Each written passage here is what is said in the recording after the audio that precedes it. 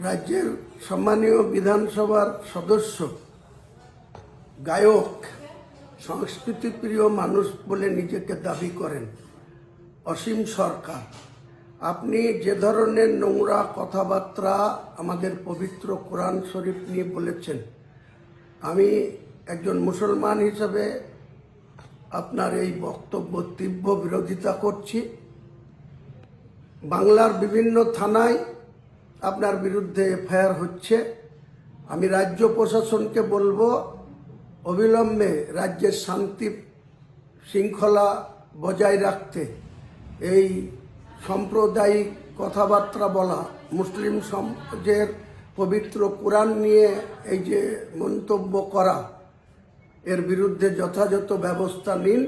তা না হলে আমরা মুসলমান সমাজের কাছে ডাক দিব, এই অসীম সরকারকে যেখানে পাওয়া যাবে সেখানে তাকে এই কথা প্রত্যাহার করার জন্য মুসলমান সমাজের মানুষের যথেষ্টই শক্তি আছে।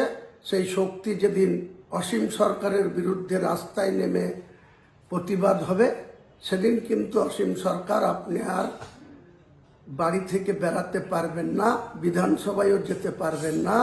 কলকাতার মুসলমানরাই আপনাকে রুখে দিবে। আমাদের অনুরোধ থাকবে আপনাকে, আপনি অবিলম্বে এই যে বক্তব্য রেখেছেন কোরআনকে নিয়ে, পবিত্র কোরআনকে নিয়ে, এখান থেকে প্রত্যাহার করুন। এই বক্তব্য আপনি উইথড্র করুন এবং মুসলমান সমাজের কাছে আপনি ক্ষমা প্রার্থী হন যে আমি পবিত্র মুসলিমদের কোরআনকে নিয়ে যেটা বলেছি আমি মোটেই ঠিক করিনি।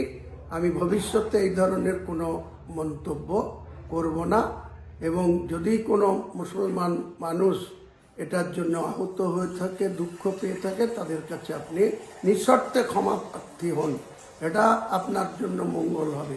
নাহলে অসীম সরকার আপনি কত বড় বিধায়ক আর কত বড় আপনি হিন্দুত্ববাদী নেতা, আপনাকে আগামী দিনে মুসলিম সমাজের মানুষ আপনাকে সমুচিত শিক্ষা দেবে। এটাই জন্য আপনি তৈরি থাকবেন। নমস্কার।